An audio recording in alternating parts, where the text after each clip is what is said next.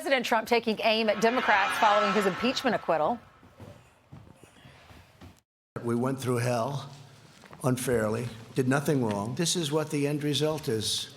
We've been going through this now for over 3 years. It was evil, it was corrupt, it was dirty cops, it was leakers and liars. Well, our next guest knows a thing or two about liars, leakers, and liberals. As you can see, she wrote the book on it. Here's the judge. Yeah, she's here to react, and she's going to play the role of Judge Jeanine. When he said that, I completely thought of you, because it's in your book. I thought of myself. I said, he's promoting my book. He doesn't know it, not wittingly. But, you know, it's true. I mean, this whole thing, the genesis of this whole impeachment thing started with the liars and leakers in the Department of Justice, the FBI.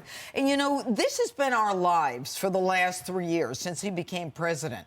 But when history looks back on this time, they're going to realize that while this president was doing so much to improve the economy, just like the record jobs numbers, and taking people off of welfare, taking them off of food stamps, 7 million, 10 million, you know, the left was doing nothing but impeaching him, lying about him, setting him up, framing him, and you know, lying in Congress. And I think half of these people should be brought up on charges themselves. And what is going on in the Department of Justice?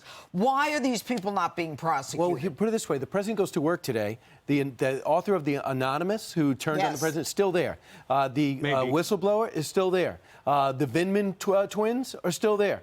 So how long is how can he conduct business with all these people who clearly are against him? Well, you know, I think the president, as you well know and the country knows, is an extremely smart man. And the bottom line is that he is kind of caught in a scenario where there are people in the White House, in the West Wing, that he has to work with who have another agenda. I mean, it happens Robert to O'Brien's anyone. just going to cut back the staff from like 400 to 150 almost immediately, I expect. I hope so. I absolutely hope so, because he and the First Lady as well. And, you know, nobody gives Melania credit for how smart she is, for how much she supports the president, and how wise she is. She knows exactly what's going on. And she said that to the president before. I mean, these people surrounding him are snakes. And because he's not part of the establishment, because he's not, you know, one hand doesn't wash the other. But I got to tell you, everything is great news. Everything about the economy and about our system is good. What? Well, Jeanine, you know that you know that Washington, D.C., the permanent government is like 80% Democrat. That's just you know, how it breaks down demographically. But going forward, and that's just my estimate, when you look at the president yesterday, when he was in not only the Washington Hilton for the prayer breakfast, but also the East Room, essentially taking a victory lap, when he was going over what he's been dragged through over the last couple of years, it's very personal. And I don't think he's going to let go of it right up to the election. Well, I don't think he should let go of it, because it isn't something that just happened to the president.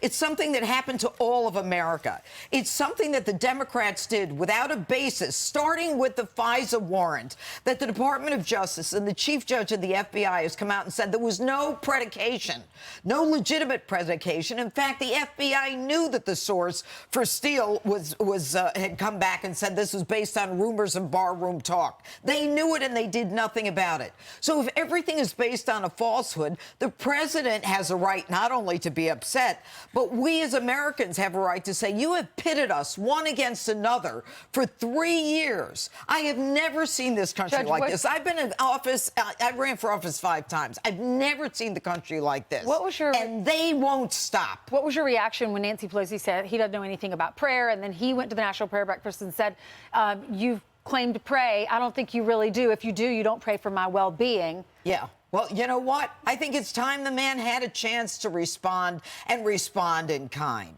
And I will never forget when she pointed the finger at that person and said, I don't hate anybody. I don't hate anybody. That was James Rosen. Are you kidding? Yeah. You know, you don't hate anybody? I mean, go to church and say that. I don't believe you. You hate Donald Trump. You've hated him from the moment he got in. And the fact that this was partisan and one party trying to take out a president when we voted him in, that's not America. That's not how we do it. She said she had no choice but to rip up the speech because it was a manifesto of mistruth. What? She doesn't want to stand up and applaud for a Tuskegee Airman who's 100 years old, or for a young African-American girl who gets a scholarship in the school of choice, But or for all the good things that are happening, and they say it's a show. Well, you know, the president has a right to bring people in to reflect the programs he's done. Jeanine, you know that she became speaker because a number of Democrats who were elected to the House who ran on, you got to hold this guy accountable. You got to impeach him. So when she stood up and ripped it up, she's essentially saying, look, I did my job. Mission accomplished. Interesting. Yeah, you know what? Her mission isn't accomplished yet until the American people speak in November. And I suspect that when the American people vote in November, they're going to look at that House and they're going to say, you know what? Even though USMCA was passed, it should have been passed months and months before. She did that for the labor unions. Yes. Well, she had her own reason to do it. But how much hasn't been done? What about the drug prices? And then she wants to say the president's not looking to do it. Infrastructure. Judge, I think a lot of lawmakers are going to go past this leader, and they're going to want to try to get something done in the next 8 months, and they'll have an open hand in Washington. And I just think this whole thing about prayer and praying, we don't know if she prays or not. We just know how she acts. And she acts hateful and vengeful, and she looks like she lost it yesterday. She actually said this word: the president was sedated, which means he's on drugs. It's the one thing I thought we could agree on as a country. He doesn't drink or do drugs. And the other thing she said is, I feel liberated. I don't even know what that means. Liberated from what? Well, you know what? It's all theater. It's political theater, Brian. It's nothing more than coming out and saying, we won, I did it. I mean, you know, I'm Joan of Arc. God bless me, and God does bless me. And I talk to God. It's a bunch of hogwash. The whole thing is absurd. And you know what? She proved who she was when she was reading that night during the State of the Union. And she's going back. I kept saying every time, if they missed a word, she was going to stand up and say, impeach him. He lied. Right. You know, I mean, speed reader. She told us she's a speed reader. Huh? She took the Evelyn Wood course. She said she's a speed reader. Oh, quickly realized she was lying and they tore it up. No, Judge, you a speed reader? You don't go like this. This is what she was doing. Yeah, she was. Yeah.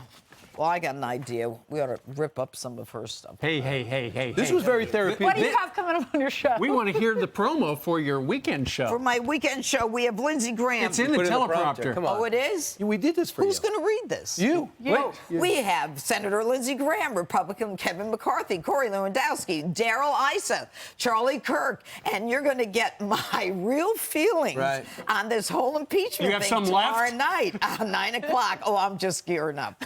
All right. Thank you, Judge. This has been therapeutic for you. It's been good for you, too. Was it good for you? I don't know what you mean by that. You are so entertaining. Check it out tomorrow night, 9 p.m. Eastern Time, right here on the Fox News Channel. All right, Judge, thank you. Who's more entertaining? What? She's right up there. Yeah. With whom? Diamond and Silk, maybe, too. Yeah, they're both very interesting. All right.